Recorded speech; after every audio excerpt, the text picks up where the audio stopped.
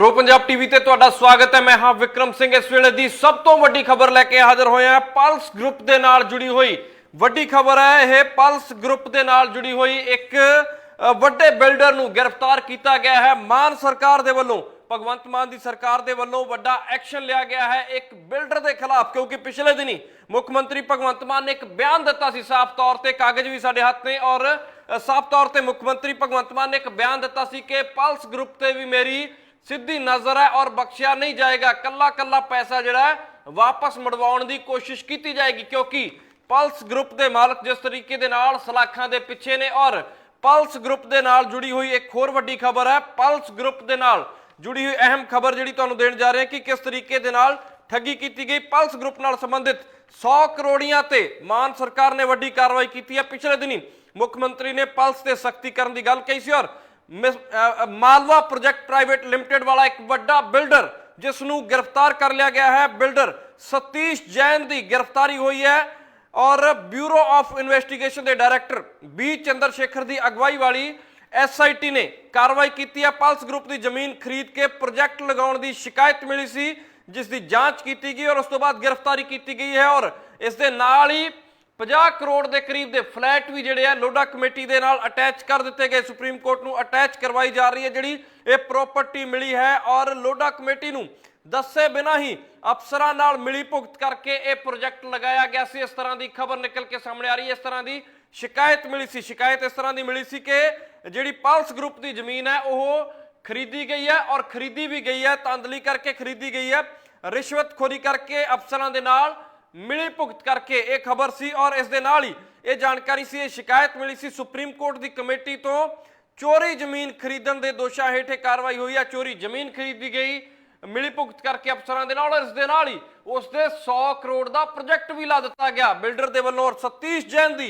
गिरफ्तारी हुई है, वड्डी कार्रवाई की गई है सतीश जैन के उपर। और इस दे नाल ही जुड़ी अहम खबर एक होर है कि खास तौर पर जिस तरीके दे नाल गिरफ्तारी सतीश जैन की हुई है, एक होर बिल्डर नूं पिछले दिन ही गिरफ्तार किया सी, और बंबे च उसदे 50 करोड़ के 2 फ्लैट जो सी उन्हां नूं भी अटैच किया गया सी। और दावा किया जा रहा है सरकार दे वल्लों लगातार कि बख्शिया नहीं जाएगा। खास तौर पर पल्स ग्रुप दे विच जिस तरीके दे नाल लोकां दे करोड़ां रुपए इन्वेस्ट किए हुए ने, करोड़ां अरबां रुपए जिहड़े इन्वेस्ट किए हुए पल्स ग्रुप के अंदर, और वो लोग दर दर दियां ठोकरां खांदे फिरदे ने, धक्के खांदे फिर रहे ने वो लोग, पर उन्हां नूं इंसाफ नहीं मिलिया, न्याय नहीं मिलिया उन्हां लोकां नूं। और उस तो बाद अगे दी अगे चोरियां ठगियां लगातार वध रही ने, जिस तरीके दे नाल इस ग्रुप दे वल्लों भी जिस तरीके दे नाल लोकां दे नाल धोखाधड़ियां कीतीआं गईआं, और हुण अगे कहा जांदा चोरां नूं मोर पै गए। और उस तरीके दे नाल ही हुण ये परचेज की गई है जिहड़ी जमीन। साफ तौर पर सुप्रीम कोर्ट की गाइडलाइन है,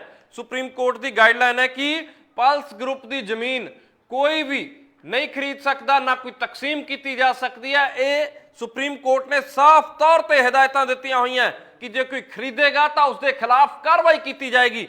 तो इस तरीके दे नाल सुप्रीम कोर्ट नूं गुमराह किया गया। सुप्रीम कोर्ट की जानकारी तो बिना ही सुप्रीम कोर्ट ने दरअसल लोडा कमेटी का गठन किया सी, लोडा कमेटी के ध्यान दे विच नहीं सी केस, और इसकी शिकायत मिलती है, और उस तो बाद फिर इन्वेस्टिगेशन किया जाता है। ब्यूरो ऑफ इन्वेस्टिगेशन दे वल्लों SIT का गठन किया जाता, और SIT दे वल्लों इस वड्डी कार्रवाई नूं अंजाम दिता गया है, और बिल्डर नूं गिरफ्तार कर लिया गया है। 100 करोड़ रुपए का प्रोजेक्ट जो सी वो लाया गया सी, 100 करोड़ रुपए का प्रोजेक्ट जिहड़ा लाया गया सी, वो प्रोजेक्ट सी पल्स ग्रुप की जमीन के उपर लाया गया सी। पल्स ग्रुप की जमीन जिहड़ी है वो खरीदी गई, अफसरां नूं पैसे दिते गए, मिली भुगत करके जमीन खरीदी गई सी, एक खबर है। और ये दरअसल शिकायत मिली सी, एक पूरी शिकायत के आधार पर यह कार्रवाई की गई है। वड्डी खबर प्रो पंजाब टीवी ते एक्सक्लूसिव जानकारी तुहानूं देण जा रहे हैं कि किस तरीके दे नाल ये पूरी कार्रवाई नूं अंजाम दिता गया, और किस तरीके दे नाल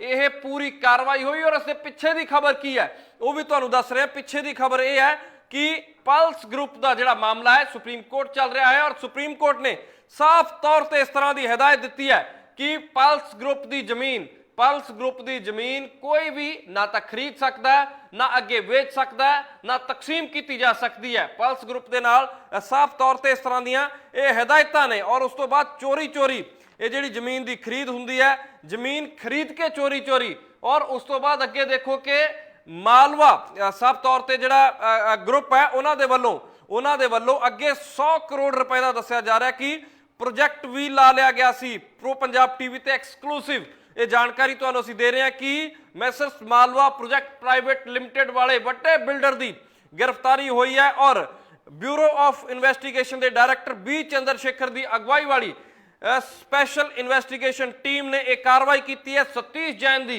गिरफ्तारी हो चुकी है और पल्स ग्रुप की जमीन खरीद के प्रोजेक्ट लाया गया सी। प्रोजेक्ट लाने की पहला शिकायत मिली सी और उस तो बाद सख्ती दिखाते हुए पिछले दिनी दरअसल मुख्यमंत्री भगवंत मान ने कहा जा रहा है जो अफसरों के राही जानकारी मिली है उन्होंने कहा कि साफ तौर पर ਜਿਹੜੇ ਵੀ ਪਲਸ ਗਰੁੱਪ ਦੇ ਨਾਲ ਜੁੜੇ ਹੋਏ ਕੇਸ ਨੇ ਉਹਨਾਂ ਨੂੰ ਜਲਦੀ ਤੋਂ ਜਲਦੀ ਜਿਹੜਾ ਸੌਟ ਆਊਟ ਕਰਿਆ ਜਾਵੇ, ਇਸ ਨੂੰ ਲੈ ਕੇ ਜਾਂਚ ਤੇਜ਼ ਕੀਤੀ ਜਾਵੇ ਔਰ ਜਿੱਥੇ ਜਿਹੜੇ ਆਮ ਲੋਕ ਨੇ ਉਹਨਾਂ ਲੋਕਾਂ ਦਾ ਪੈਸਾ ਇਨਵੈਸਟ ਕੀਤਾ ਗਿਆ, ਇਨਵੈਸਟਰਸ ਨੂੰ ਨਿਆਂ ਦਿਵਾਇਆ ਜਾਵੇ। ਉਹਨਾਂ ਨੇ ਸਾਫ਼ ਤੌਰ ਤੇ ਕਿਹਾ ਸੀ ਮੁੱਖ ਮੰਤਰੀ ਭਗਵੰਤ ਮਾਨ ਹੋਣਾ ਨੇ ਕਿ ਪਲਸ ਗਰੁੱਪ ਦੇ ਉੱਪਰ ਮੇਰੀ खास नजर है। पिछले दिन ही बयान आया सी पल्स कंपनी जी कहते सी कि अगले 15-20 दिनों में मेरी हिट लिस्ट ते लोगों का बहुत सारा पैसा पल्स कंपनी में फसिया होया है, जिस करके काफ़ी लोगों ने खुदकुशी भी की है। पर हुण साडी पार्टी जी है उन्होंने कहा कि आम आदमी पार्टी की सरकार जी कंपनी की जमीन नीलाम करेगी तो लोगों का पैसा ब्याज समेत वापस किया जाएगा।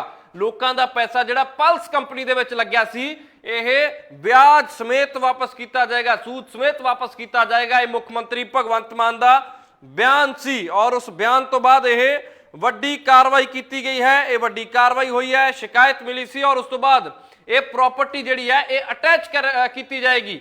ये प्रॉपर्टी जी है ये अटैच की जाएगी और सुप्रीम कोर्ट की जो लोढा कमेटी है उसनूं पूरी इस दे बारे जानकारी दी जाएगी।